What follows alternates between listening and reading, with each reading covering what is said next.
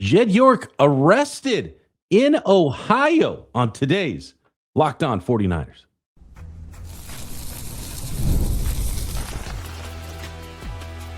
You are Locked On 49ers, your daily San Francisco 49ers podcast, part of the Locked On Podcast Network, your team every day.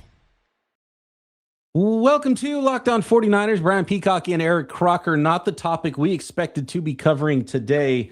We will get into the trade the 49ers made this weekend, bringing in linebacker Deion Jones, what that means for the 49ers and the roster construction this year. So the biggest news was George Kittle and Christian McCaffrey coming back to practice. But now we have a new bit of bigger news for the San Francisco 49ers, and their acting owner essentially has been arrested and with charges beginning with prostitution in Ohio, Croc. Not the story I expected to wake up and see this morning covering the San Francisco 49ers. It's never dull covering this team. It's always something. And this is a wild one. And I'll go through this, Croc, and then I want to get your thoughts on it. And the first thing is, like, I see an article from WKBN that says Jed York arrested in East Palestine. And I'm like, isn't there a war going on? Right? Like, isn't that one of the most dangerous places why is Jed York in East Palestine? But apparently there's a town in Ohio next to Youngstown where the DeBartolo York clan has a home base there in Youngstown, Ohio. So and it might be pronounced Palestine, Ohio. Jed York, 49ers CEO, owner essentially of the San Francisco 49ers, or acting owner of the 49ers, is arrested on, first it was a charge of prostitution. That charge was amended then to 2 counts now of misdemeanor accounts, by the way, 2 misdemeanor accounts for disorderly conduct and possessing criminal tools. He was sentenced to 1 day in jail for each concurrent and credited with time served. He pleaded no contest and paid a $1,150 fine. Court records say prosecutors initially charged him with engaging in prostitution, but amended that to disorderly conduct. No doubt Jed York probably has a pretty good lawyer to come in and help him, but unfortunately that word prostitution is already in there and is not going away. Also, what is not going away is the mugshot of Jed York, which will be a lasting image now for however long he's in control of the San Francisco 49ers. Croc arrested 9:35 a.m. for essentially prostitution in a mobile home park in East Palestine, Ohio. Eric Crocker, your thoughts? I don't know what to think. I mean, what are these owners doing? You know, first it was Robert Kraft, and now Jed York getting caught up in this. And I think they were kind of slightly different. One's, okay, prostitution ring. The other one was like sex trafficking, right? And I mean, I both of them like sound bad, but well, it was the. Is Jed not married? What's that? Is Jed not married? He's married, as far as I know. I don't know for how long, but. Here's when you are rich and have connections. By the way, like, this is his own backyard. Like, everybody knows the Yorks and the DeBartolos back there. Like, you're gonna skate around and, like, you got to go to a mobile home park and find a hooker. If you're Jed York, you don't have, like, wouldn't there be some very, very high end way to do things? But apparently, I think you order an escort. Right. I think there's services for this. Right? For the rich and famous. He has a ton of money where he can have his pick. But he's trying to be on the down low, and I guess that's something he didn't want to try to do. He didn't want receipts out there. Now he's got the ultimate receipt. But here, it sounds worse when you hear the initial report here, again, from WKBN News locally there in Ohio. On August 23rd, 2026, the East Palestine Police Department assisted the MVHTTF on the arrest of John York. So the police department assisted this task force, the MVHTTF. What does that stand for? The So it was the Wheat Hill Mobile Home Community. So the the MVH-TTF is the Mahoning Valley Human Trafficking Task Force. $160 seized from Jed York here, which I assume was the payment in all of this, shall be forfeited to the that Human Trafficking Task Force. So the words human trafficking and prostitution, it makes it look a lot worse than what the actual charges are of disorderly conduct and criminal tools. By the way, a lot of people wondering what criminal tools are. It was the cell phone that was used to make the whole thing happen. That was the criminal.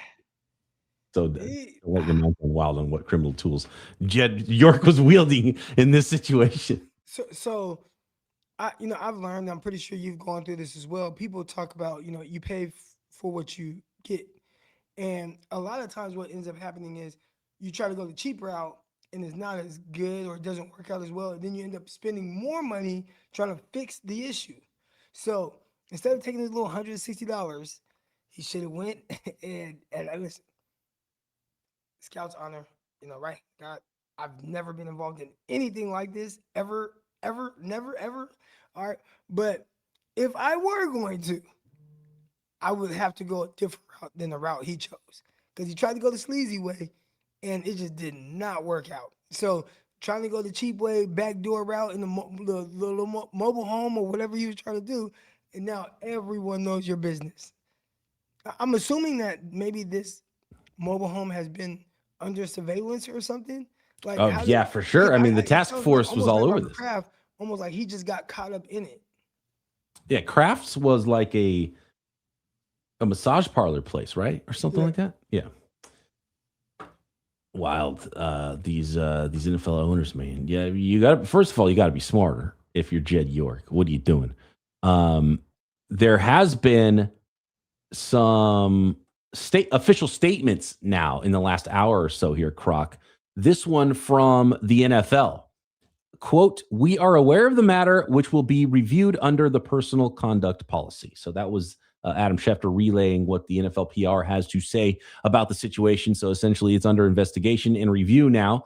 They are aware of it, though. And from a similarly vague statement from the San Francisco 49ers now, quote, "As this is a legal matter which has been resolved, we will not be providing any further comment at this time." So there you go. And again, it was, he already served the jail time over the weekend, pleaded no contest, paid a fine, and that was sort of the end of that as far as the criminal part of it in the Ohio end of things. I want to know, when you get caught up in something like this, so in any position of power, I would assume, right? Say if you were, I don't know, the president of the United States, wouldn't you want to be the example of what, like, a man is, right? Like a leader, a man, like you want to be the example. So how are people going to view him moving forward, right? Like, do they view him as kind of like, hey, like he exemplifies what a leader looks like? Or they say, well, he ain't our leader anyways. It's Kyle Shanahan. This guy just signs our checks. Well, I think a lot of people are going to look at it the same way that that Brandon Ayuk looks at it. So let's share the screen here. For those of you watching on YouTube, you can see the post from Brandon Ayuk, who has the mugshot of Jed York on Instagram and has this caption, quote, "Thought S was sweet until you got arrested before me." Crying, laughing, and pointing emojis there from Brandon Ayuk on Jed York. So that's what Jed York's going to have to deal with there is, man. Yeah, and that's all I've seen is Jed York mugshots today on social media, and then altered versions where he's like got a cigarette in his mouth and a chain, and that kind of thing. I think a lot of people changing their fantasy football team names to criminal tools with Jed York's mugshot there. That's where we're at, and it's funny, it's dumb, it's ridiculous, it is perfectly San Francisco 49ers at this point. Like, it makes you wish you could go back to arguing about consensus big boards and substations, Croc. Just insanity covering this football team. What ends up coming down as news that you never thought you would have to cover. So here we are. Well, hopefully he got some good rest while he was in there for the little time that he was, and probably had a lot of time to reflect. So did he do? They say he had time served. So he did the 2 days and then just paid the fine, or? Yep. Yeah. So Jed York sat in jail, like he didn't just get bailed out. He was sleeping on the jail cot or floor or whatever amenities they have there in East Palestine, Ohio. I just can't believe that. It's just really a wild story. And I saw it, I thought it was a mockery.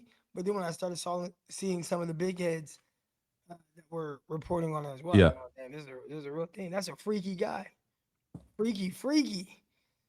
Who knows? Maybe we'll have more news on that subject. But for the rest of today's episode, what's that, Croc? I don't want details. I don't know how much more news we want on that one. You don't want to learn about any more criminal tools that were involved? Absolutely not. Yeah, me either. Me either. So let's talk football. The rest of today's episode, let's talk Deion Jones trade and who's back at practice and who's not for the San Francisco 49ers heading into the last week of the preseason. Next.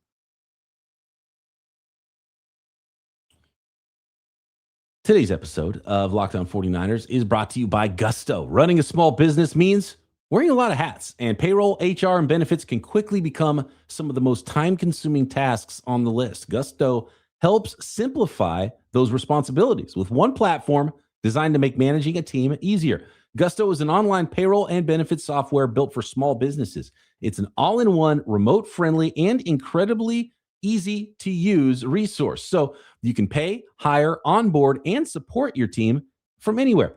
From automatic payroll, tax filing, simple direct deposits to health benefits, 401ks, built-in onboarding tools, Gusto brings the day-to-day HR tasks together in one place. There are also certified HR experts available to help with those tougher HR situations. And, this is built for small businesses. And so for those small business operators, some of the HR details that can come with having a team and a growing team, like onboarding, direct deposits, taxes, benefits, and all that, Gusto puts those things together in one place, and it can make the growth a whole lot easier to manage. So try Gusto today at gusto.com/LockedOnNFL and get 3 months free when you run your first payroll. That's 3 months free payroll at gusto.com/LockedOnNFL. One more time, gusto.com/LockedOnNFL.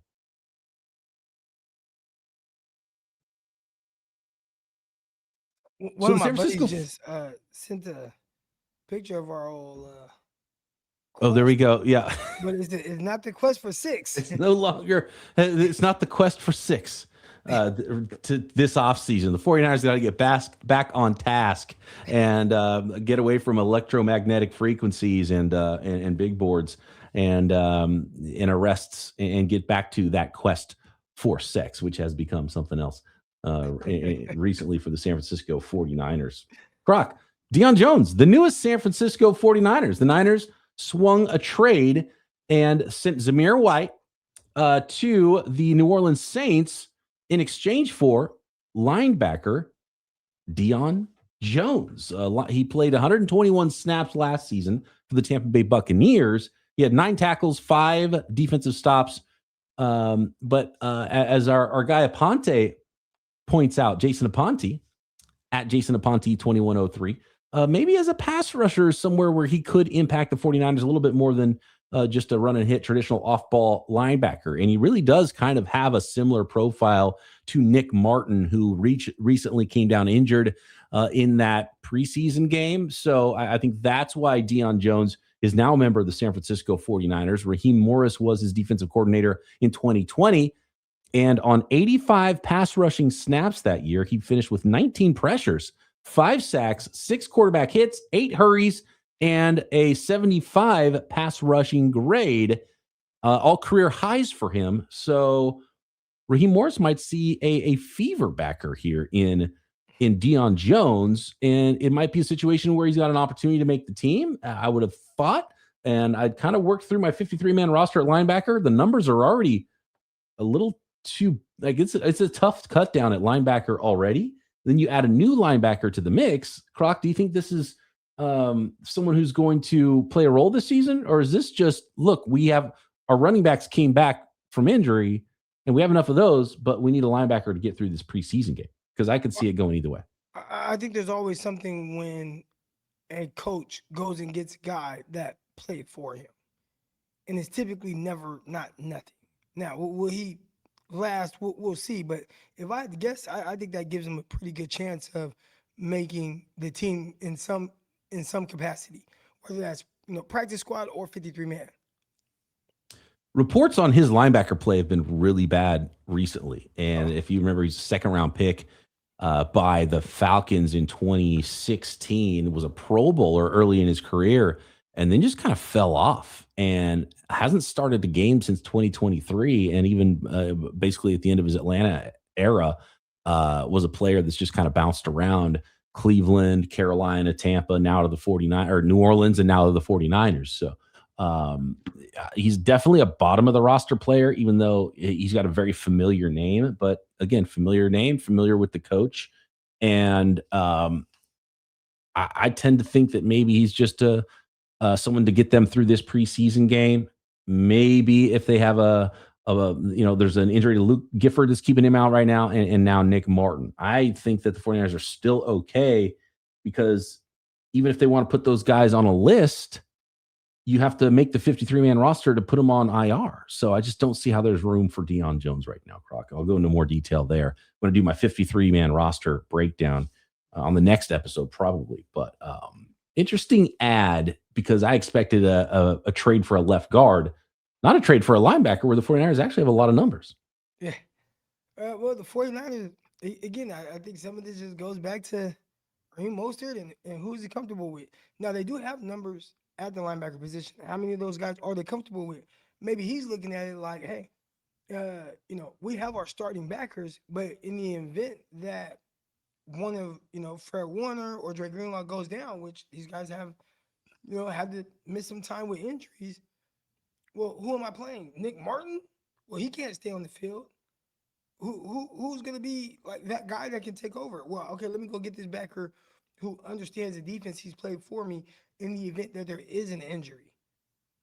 I feel like it's more so about that. So is he guaranteed to make it? Absolutely not. But I think there's a path to him making it, especially if there's an injury. Croc, were you a little bit surprised? Could Tatum Bethune, could his time be nearing an end for the 49ers? Because I thought he has played fine in his career and this preseason, but Garrett Wallow was actually on the field first before Tatum Bethune. Bethune had been the prime backup to Fred Warner at middle linebacker, but Garrett Wallow was out there earlier than Tatum Bethune, which tells me that maybe he's more roster bubble than I thought going into that second preseason game. Things like this happen. You start having some coaching changes and a new guy in charge, and maybe he's just looking for something a little different. And I mean, it could really be as simple as that. Mm-hmm. The guys, depend on their scheme and what it is that they want to do. He could be hell bent on, hey, I need a guy that does this. I don't need a guy that does this. I have this guy and this guy that does this. I need someone that does this, and he doesn't do it. So, but Garrett Wallow does do it. It could be as simple as that.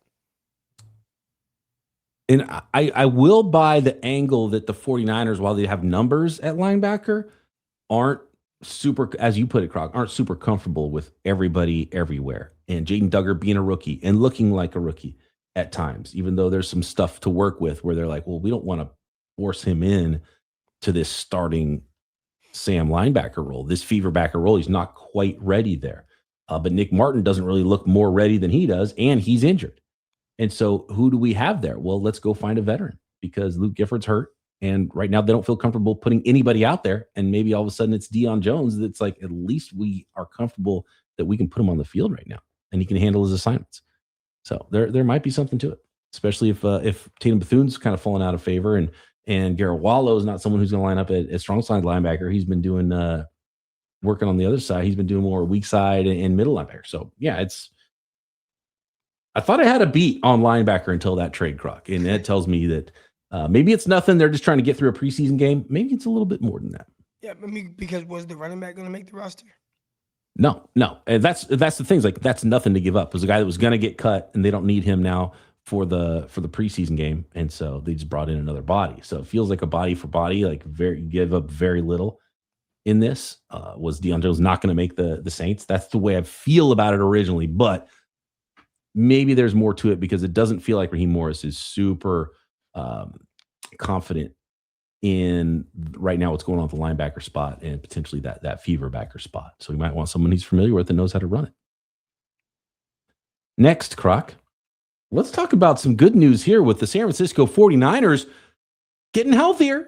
Looking like a lot of guys are on track to play in week 1, and maybe even George Kittle among them. Next.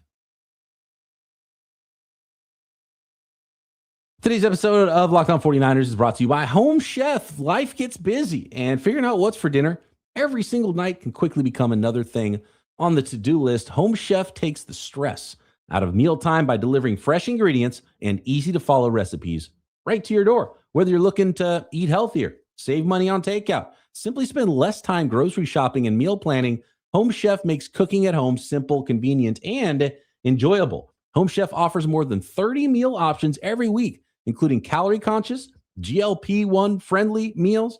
So there's something for every schedule and every lifestyle. And people really love it. Home Chef is rated #1 by users of other meal kits for quality, convenience, value, taste, and recipe ease. And really, I love that it helps you stay on track while eating at home more instead of defaulting to takeout, which can hurt your pocketbook and hurt your waistline. It's become part of the routine for so many to really feel more organized and a lot less stressed about getting things ready for dinner. So for a limited time, Home Chef is offering our listeners 50% off and free shipping for your first box, plus free dessert for life. Just go to homechef.com/lockedonnfl. That's homechef.com/lockedonnfl for 50% off your first box and free dessert for life.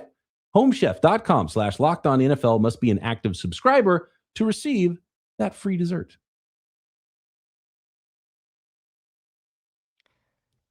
Peacock, I know we're off the Jed York thing, but scrolling through social media while you're doing the ad, and somebody posted a picture of the trailer park home that he was arrested. Yeah. The community, and I'm just like, I feel like just this visual makes it even worse. Like, Just what seeing are you doing there, Jed? seeing the location. Yeah, this dude, it's the owner of an NFL team, right? We're talking about a billionaire family, and he's rolling up to the trailer park at 9:35 a.m., by the way. This isn't after midnight activities.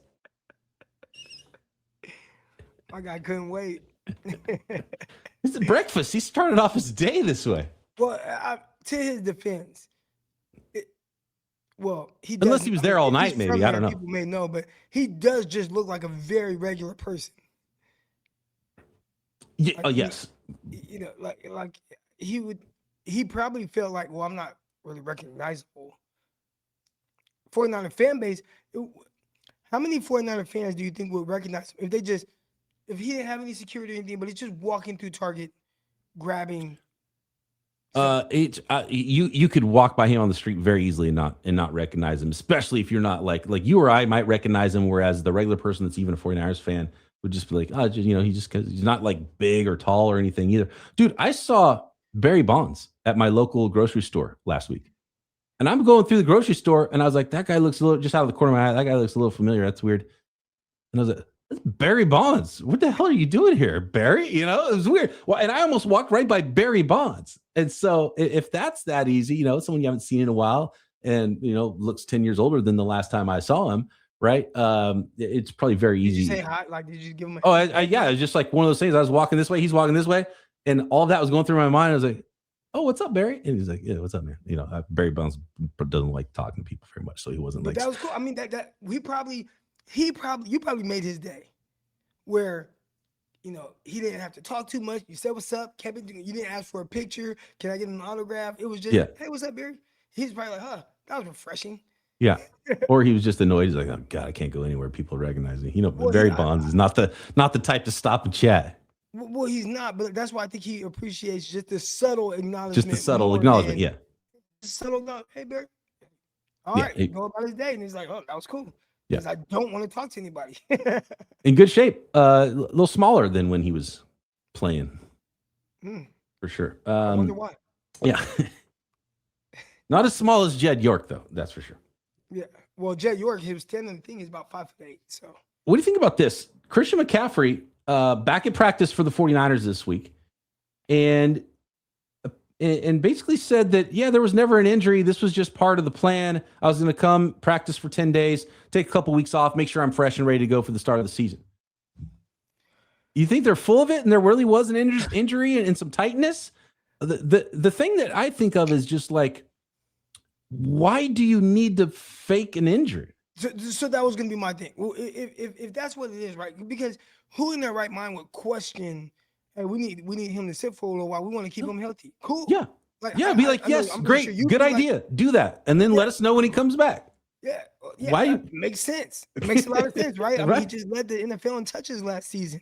Give him as much time off as he needs. He prepares very well. He'll be ready for season.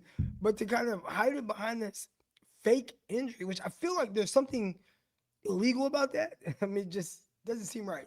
Yeah. Is it more illegal for just a guy to sit and not put something on the injury report? You have to fake a thing there? Wasn't that more against the rules to fake an injury when they're not hurt? Because remember, it used to be, and we haven't seen it this offseason, but it used to be McCaffrey, Trent Williams. Every Wednesday, it'd be like, oh, Veteran Day, didn't practice. Well, just give him a veteran week. Like, who cares? Like, everyone would be like, yes, that's a great plan. Let's do that, right? But the tightness thing just I don't know, unnecessary. If it was all a sham, completely unnecessary. And then if they're hiding something, then that's another thing. Was he like, did he travel to Germany or something? There are things like you can't, because of gambling. Like, so you just kind of put an injury out there that's not really an injury. Right. The gambling side of the NFL, I feel like it kind of comes down on the 49ers somehow, some way. You are better off to say there's no injury. We're just sitting him, as opposed to lying about an injury and maybe fantasy people not taking him. You know, there's implications that we don't care about, but the big money people or that part of the NFL, they do. Yeah, they absolutely do. Do you think the 49ers are serious, though? Because if that's the case, they actually might be more serious about resting Christian McCaffrey. They've so far, if they sat him for 2 weeks healthy during training camp, they drafted a 3rd round running back. They are serious potentially about giving him rest this season. Now, the games haven't started yet because is there a way of resting Christian McCaffrey, giving him 2 weeks off in camp rather than any plays off during the season? Do you think they're a little bit more serious this year about doing it than they have been in the past? Well, I hope so. And I think maybe that's the reason why they drafted running back that they wanted as high as they did, which you and I didn't agree with at the time, right? But hey, we drafted him because maybe we truly do plan to utilize him, not just as just a guy. We want him to be heavily involved in what we're doing in the backfield because we really want to rest Christian McCaffrey. I mean, I guess it doesn't sound too crazy. And the other big one is George Kittle back at practice. He's been activated off the PUP. So George Kittle's not going to start the season on the PUP list, Croc, and be out for the first 4 weeks of the season. There is a chance he still plays in week 1. It's not guaranteed now that he's going to play in week 1. He's not going to be doing, teamwork, but he is back at practice and activated off the PUP list, which is the first indicator that he might be ready to go. He's certainly going to be ready to go in the first 4 weeks of the season and might be ready to go to Australia in week 1. Let's go, George Kittle. I mean, that's huge. And, a big part of our conversation has been, the Nick Bosa, Fred Warner, George Kittle, all these guys coming off of these, legit injuries, serious injuries. How would they recover and would they be ready? And George Kittle, he's good to go. I mean, I think that's huge, especially when you consider, how much can you count on Mike Evans right now to stay healthy. Obviously, Ricky Pearsall, he already tapped out. There's a lot of different injuries going on. So to get George Kittle back and solidify one of your pass catchers and a guy that's heavily involved in the run game, huge for the 49ers now, especially right now. That's huge. And you might need to save him from himself. We know how George Kittle is wired. Might be smarter to, there's a little mini bye after that first game. Get him ready for week 2. And not have him make that trip to Australia. That might be still the best plan. because he's still going to be only about 8 months out, which is a 9 to 12 month injury for an Achilles. If George Kittle did play in week 1. So ahead of schedule, there is George Kittle. He's not going on the PUP list, though. A couple of other bits of good news. Dejon Stribling was a little banged up, had a shoulder injury coming out of that last preseason game. He was back at practice Sunday, as was Diamador Lenore. Both of them dealing with shoulders. Both of them had non-contact jerseys on, but were out there and practicing. So some good news there for those guys as well. And maybe too little too late if we're talking about backup running backs, but Jordan James, probably the number 3 running back now, lost that job to Kalen Black because Kalen Black was in, looked good. Jordan James was dealing with a broken rib there, but he was back at practice as well. Probably too little too late, but we'll see. We'll see what he brings to the preseason game if he's able to play here in preseason week 3. So 49ers getting healthier at the right time for the start of the season. I think Bosa's on track as well to be there, even if he's not practicing in full. Mike Evans, and so that's the hope for the 49ers right now, and it's looking good in that regard. George Kittle, do you tell him to taper down on punching at the football? Fred Warner? Yeah, let's, and for sure don't do that to Christian McCaffrey, right? Because there might be a different conversation. You said George Kittle, yeah. Fred Warner. Fred Warner punching the ball out, broke his teammate's ribs. It was, I'd be pissed if I was Jordan James. You're like, dude, I just lost the RB2 job because my own teammate broke my ribs and I didn't have a chance to compete. He's got one shot to compete, though, for preseason week 3. We'll get to see Jordan James. And, hopefully no more details, to be honest with you. I think you're right about that, Croc, on the Jed York stuff. Hopefully that's the last of that one. Croc and I back tomorrow. We are going to, I have a 53-man roster projection. I'm going to give you a really quick, if you're quick, can you pause it? Boop. All right, there. That's my 53-man roster projection. That will be revealed on the next episode unless there's more arrests. Locked On 49ers.